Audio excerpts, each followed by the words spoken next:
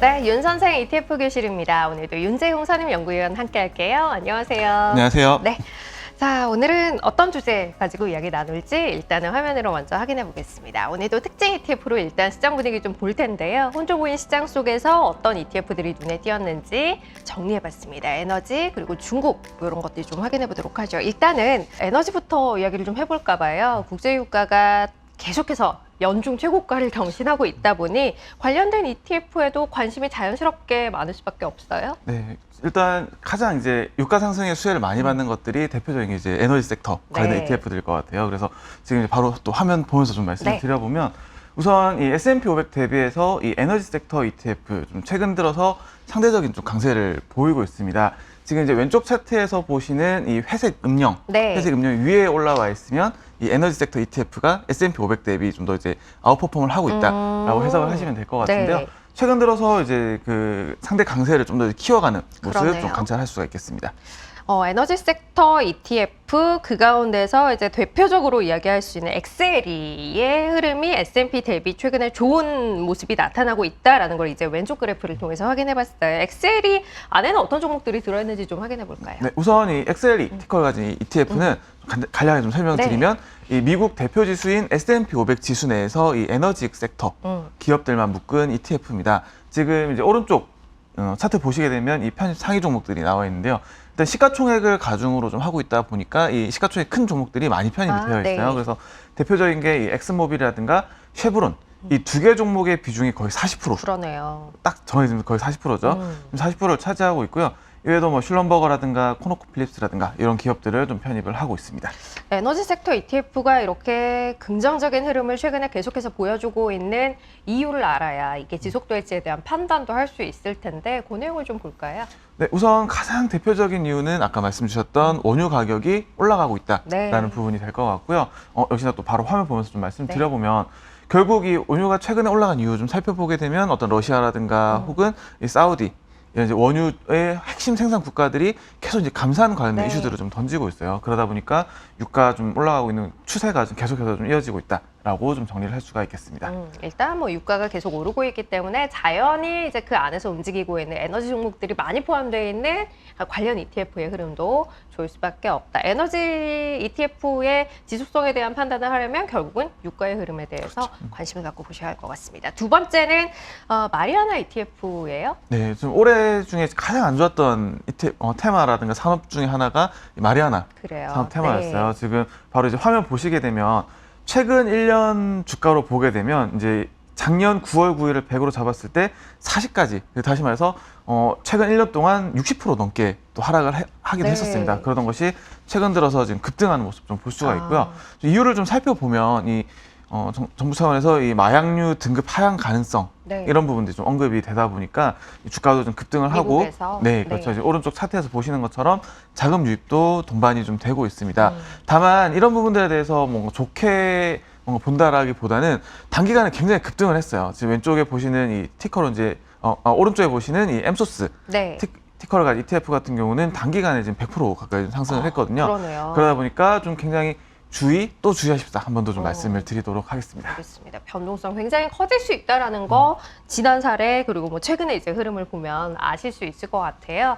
염두에 두고 좀 주의하셨으면 해서 이야기 드렸습니다. 세 번째는 중국 관련한 ETF예요. 네. 흐름이 계속 좋지 않아요. 네, 지금 중국 올해 내내 지금 계속 좋지가 않죠. 지금 특히나 이제 연초 대비로 봤을 때는 좀 계속해서 좀 주가 하향되는 모습 네. 좀 볼 수가 있고요.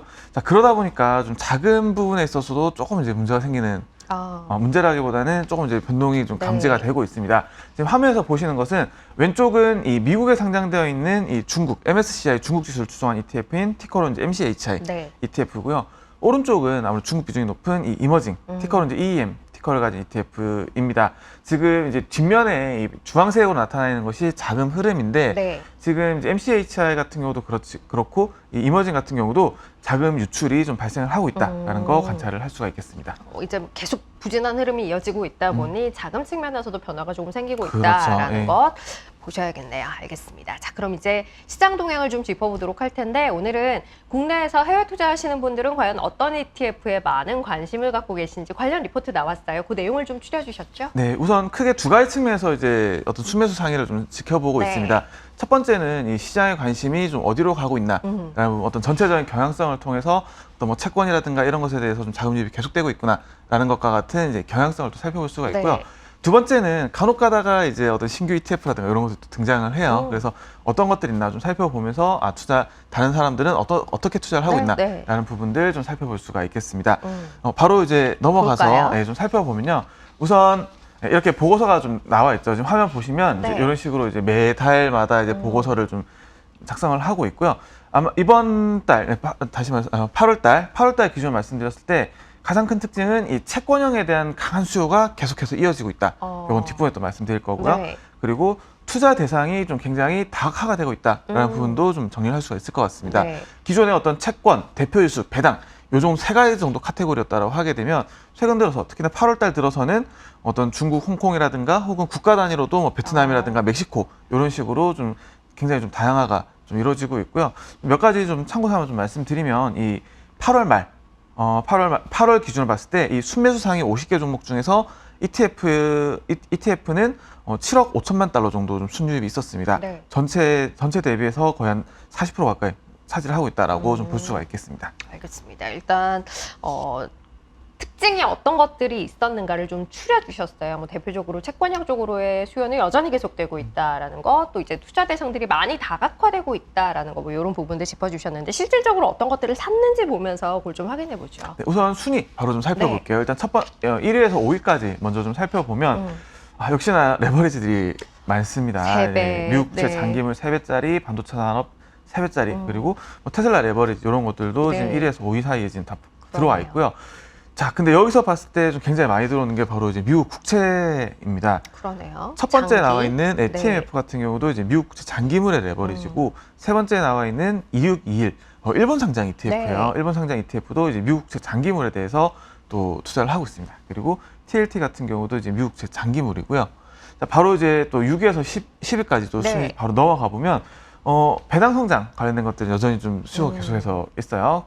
이외에도 또 있죠. 지금 미국제 장기물 커버드 콜. 네, 그리고 그러네요. 지금 순위 상위권에는 이제 장기물들이 굉장히 많이 포진을 하고 있는데 중기물이라든가 단기물에도 역시나 또 수요가 계속해서 유지가 되고 있습니다. 초단기도 있네요. 네, 지금 잔여 만기가 1에서 3개월 거의 네. 변동성이 없다라고 봐도 이제 무방할 것 같은데 이런 초단기물에도 역시나 자금 유입이 이루어지고 있다. 또 이제 넘어가서 살펴보면 네. 또 국채가 나와요. 그러네요. 지금 1482 같은 경우는 역시나 이제 일본 상장 네. ETF인데 이제 미국 국채 중기물에 대해서 이 환해지된 거. 그리고 밑에 있는 SHV 같은 경우는 이제 미국 상장인데 잔여 만기가 1년 이하인 미국 국채 초단기물에 대해서 또 역시나 투자를 하고 있습니다. 자, 그리고 이 11위에서 15위 사이를 또 살펴보게 되면 네. 좀 특이한 게 있죠. 베트남. 지금 11위가 베트남 시장에 상장되는 ETF예요. 아, 이거는 베트남 시장에 상장된 베트남 지수네요. 이게 이제 베트남 네. 시장에 상장된 거고요. 지금 거의 아마 제가 이제 자료들 만들기 시작하면서 거의 처음이지 않을까 네, 싶어요. 네. 베트남 시장에 상장되어 있는 것도 이제 직접적으로 또 순위권에 들어왔다. 그리고 맨 마지막 나와 있는 이 멕시코. 멕시코 네. 같은 경우 특히나 이 미국의 공급망 재편에 있어서 가장 네. 수혜 국가로도 꼽히는 국가죠. 역시 멕시코 역시도 좀 순위에 올라온 것도 특징적이다라는 것까지 말씀드릴 수가 있겠습니다. 그렇습니다. 뭐 일단 가장 큰 특징으로 채권형에 대한 투자는 계속되고 있다라는 걸 이야기 드렸는데 뭐 장기물뿐 아니라 중기물, 초단기물까지 다양하게 포진돼 있다라는 거 일단 뭐 특징적이다라고 봐야 할 것 같고 투자 대상이 다각화되고 있다는 건 앞서 이야기하셨던 베트남 시장에 상장된 베트남 지수에 대한 투자까지 이루어지고 있다라는 걸 봐도 분명히 확인할 수 있는 부분이 아니었나 싶습니다. 자, 그럼 이제 이렇게 시장 이야기 뭐 여러 가지 ETF 중심으로 해봤으니까요. 마지막으로 정리 좀 한마디로 하고 마무리할까요? 네, 한마디로 요약하면 이제 악재 정도로 좀 요약을 할 수가 있을 것 같아요. 위에 네. 악재. 네. 악재가 좀 계속해 특히나 뭐 중국, 미국, 유럽 가릴 거 없이 계속해서 좀 악재 위주로 좀 부각이 되면서 좀 시장 하락이 있었고요. 이번 주에도 좀 계속 이어질지라는 부분들 좀 계속 지켜봐야 될 것 같습니다. 네, 하나씩 좀 거쳤으면 좋겠어요. 그렇죠. 예. 그렇죠? 네, 오늘은 윤 선생 ETF 교시 여기서 마무리하도록 하겠습니다. 윤재홍 선임연구위원 함께했습니다. 고맙습니다. 고맙습니다.